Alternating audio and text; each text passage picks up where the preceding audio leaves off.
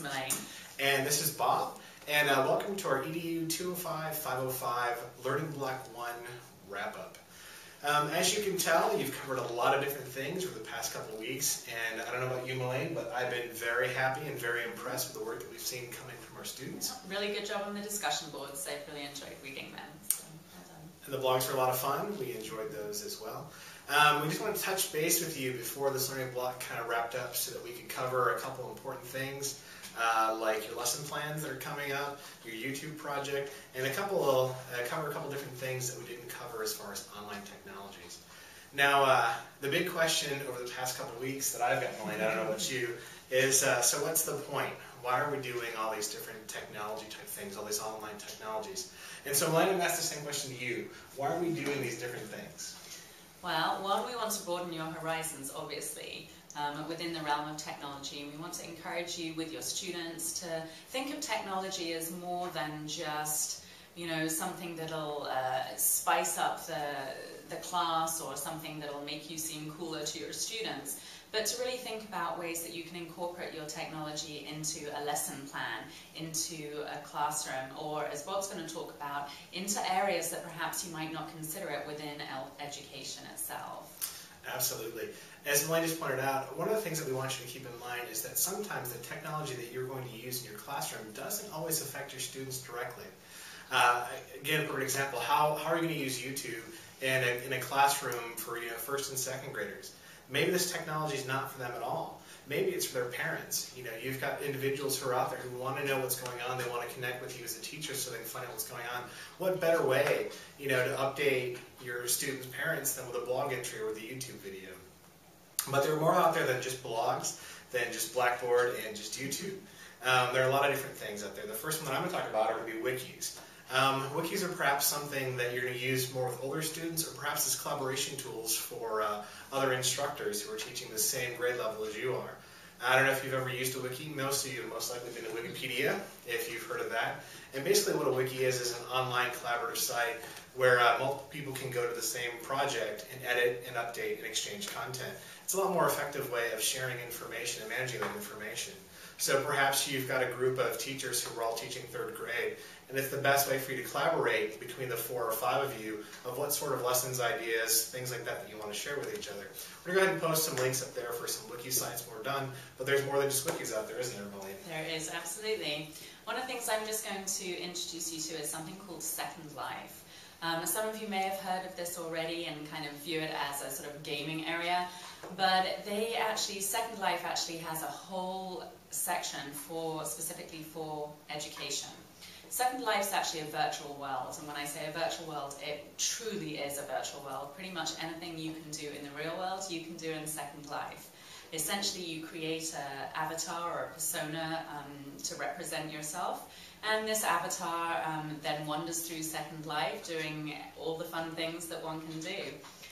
The education piece of Second Life is specifically designed for colleges, for schools, for educators to use to set up specific scenarios. For example, say you're teaching your students about business practices, and you want them to go through the process of submitting a proposal, going and speaking to a CEO of a company, doing the presentation for that proposal. Well, I don't know about you, but if you've ever tried to pin down a CEO of a big company and get him to listen to a student's proposal, it's pretty non-existent. What Second Life allows you to do is actually go through that process real time with a person. Behind every avatar there's actually, it's an existing person, myself, Bob, or whoever that may be. And so you can go through that process as real time as possible, picking up the flaws, picking up the problems, the issues that you would face, and really create, a scenario-based learning situation that takes place completely online. It's quite a phenomenon. I'll post some really interesting articles about it. Obviously there are some pitfalls and things you need to be aware of, but it's a very, very cool concept. The University of Ohio in particular has really used it to their advantage, and they actually hold entire web-based classes online within Second Life, which is truly phenomenal to see. And as I said, I will share some of that with you because it's quite, even for me, that's, you know, kind of out there, so it's a neat thing. Absolutely.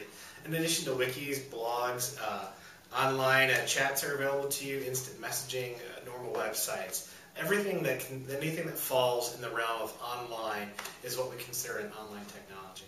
And not every technology is appropriate for every situation, and not every technology is going to apply to what you're doing. But most importantly, what we want you to keep in mind is the fact that sometimes technology doesn't always work out. In fact, this is actually our second time that we're doing this video. The first one, we had this amazing setup where Very cool. where Melaine was live from Mitchell Books and I was in my office, and we actually recorded our conversation, but because your instructor is a file hog, his MacBook kind of dumped out in the middle of converting our video. Which leads us to you. Our dear and dedicated viewers. Of course, you know this week is when your final project is due, and I know that Melaine has it online for Thursday, but I'm going to go ahead and impromptu bump that back to Sunday.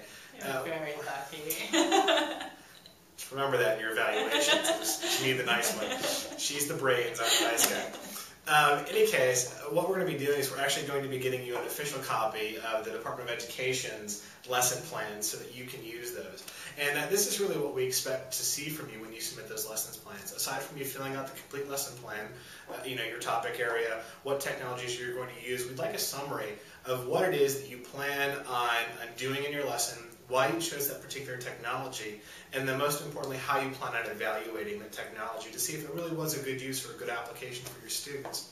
But the other thing that we want to see attached to this whole lesson plan is Plan B.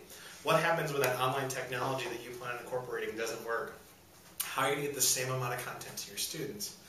And then that way we know that every time you decide to employ technology, you're always thinking, what if? Because technology, as we said a million times, is amazing when it works, but sometimes it doesn't always do so, and you have to adjust your plans. And I know that many of you have already experienced that. I know I had a couple of students this morning who were having issues with just setting up their YouTube account. So, you know, as we said, at least it shows you what can happen when the technology doesn't work. But as Bob said, it really is crucial that you do have that backup plan, that you are aware of, well, if I can't get the video to work, you know, how am I going to make sure that my students still get the edge of their learning that they need? Right, absolutely. And much like we keep in mind through this entire program is be flexible. I mean, we obviously want to be flexible with you. And when you employ technology for your students later on, when you're doing this for a full-time living, make sure that you're flexible with those students as well. Well, Melaine, that's all I have for this learning block. Anything you'd like to add? That's all I have, I think. Just want to keep encouraging you. You're doing a great job on the discussion boards. One thing I do want to add, with the discussion boards, when you're doing your replies, you know, I really want to encourage you to try and kind of branch out a little bit more and keep that discussion going. I'm quite happy to read, you know, yes, I agree with what the so-and-so said, but really just kind of try and, you know, think about some more probing questions that you can respond to or that you can put to your fellow students so that you're really making the best use of your discussion boards. But doing a great job. So. Absolutely. Keep sharing your photos. Keep sharing your personal stories. We'd like to hear those. But at the same time, don't forget that we really are kind of looking for a reflection on your reading to know that you are actually reading those chapters. So that wraps up Learning Block 1 this week. Of course, you've got no reading to do. Yay, you. We really expect you to be working on those lesson plans and to be working on those YouTube videos. Again, if you have any issues, any problems, any complaints, feel free to send that to Melaine or myself. And just for the record, the name's Bob. Anyone else who continues to refer to me as Rob will continue to get enough in the class. You know who you are. And I think everyone's done pretty well on Melaine, not Melanie, so I'm pretty impressed with that. Did you see we had a journal entry? I did, yeah. I liked that. Nice. All right, so we expect you to be implementing this technology, and remember, there's no way in a single 3-block period that we can cover every single online technology as it relates to education. We just want to open your mind and get you thinking and, most importantly, being creative. Thanks, and we'll see you next Learning Block.